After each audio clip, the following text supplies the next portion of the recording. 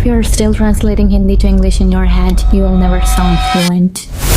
You might have heard this advice a million times on YouTube from your English teacher.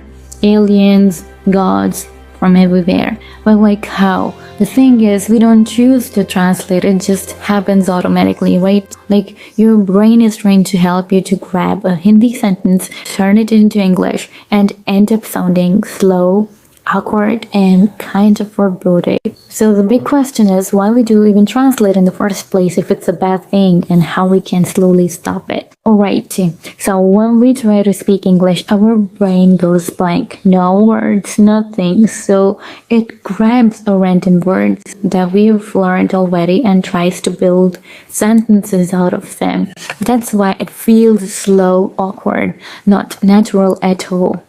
At all. You can say something, but it sounds off. Now, there is nothing wrong with translating.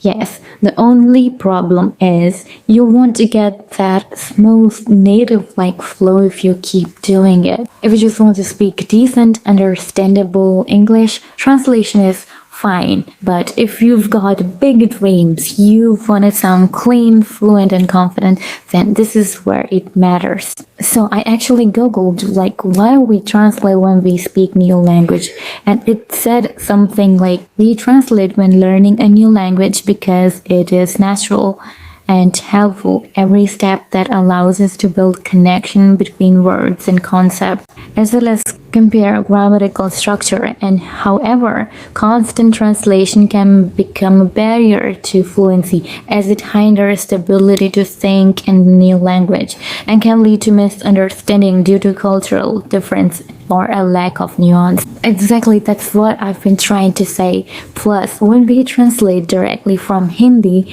it sounds weird, even if it's grammatically correct.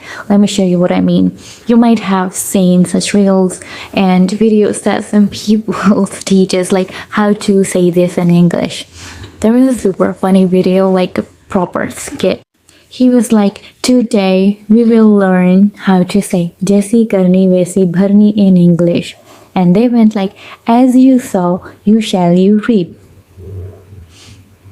Who's gonna even understand that unless you're talking to English lecture professor? Native speakers don't talk like that. So जो कोई Indian आपसे ऐसे आके बात करे.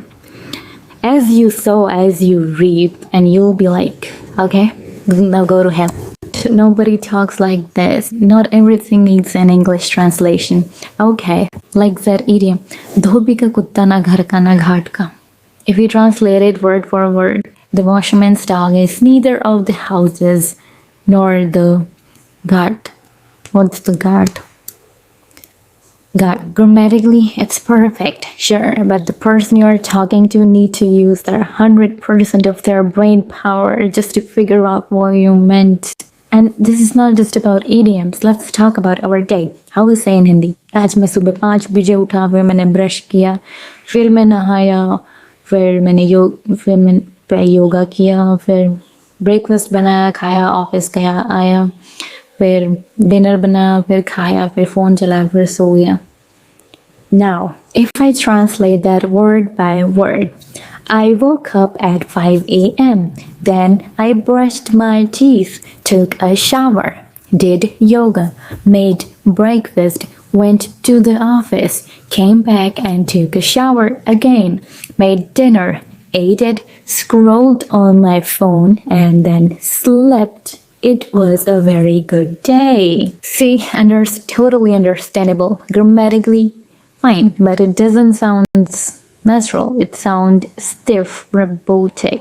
Now, here's how it would sound if you said it the way native speakers actually talk. I got up around 5 today, jumped in the shower, did a quick yoga session, made some breakfast, headed to the work, came back in the evening, grabbed dinner, chilled on my phone for a bit, and then crashed. Pretty solid day. So much smoother, right? That's what I mean. You can learn English through translation, but if you want that effortless fluent vibe, you gotta move beyond it. So now it's time to learn how to do this thing, like how to talk like a native speaker without translating.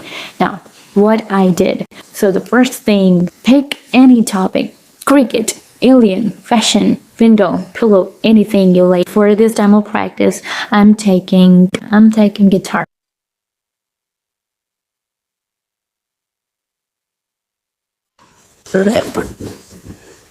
It's dirty.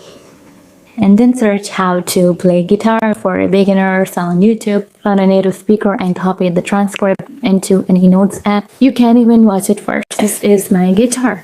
Okay, guitar has 6 strings, E, B, G, D, A, E, and this is horizontal gaps are called frets. So we will learn how to play guitar E chord. So to play E chord, we will put our fingers on these 2 strings tight, not too tightly, just that much pressure so that it sounds good. And now I've practiced new phrases, vocab, and style how native speakers speak. So I'm gonna take you a couple of bits of the guitar before playing it. So these are the metal strips going down.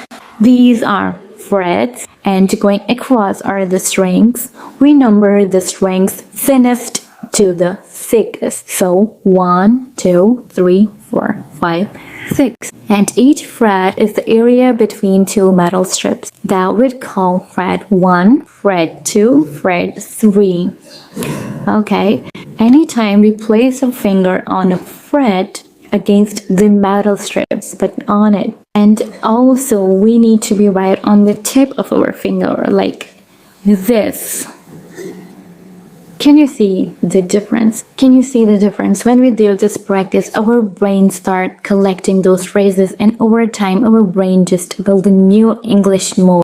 And yeah, don't get overwhelmed. You don't need to watch thousands of videos. Just pick short, clip, read them, listen, repeat. Your brain is smart enough. It will pick up the pattern on its own. Your brain will automatically use this expression in different situations. And there is a similar technique which helps us to get better at accent and intonation called shadowing technique. Also helps a lot, but I'll talk about it in another video. If you like this, subscribe for the next.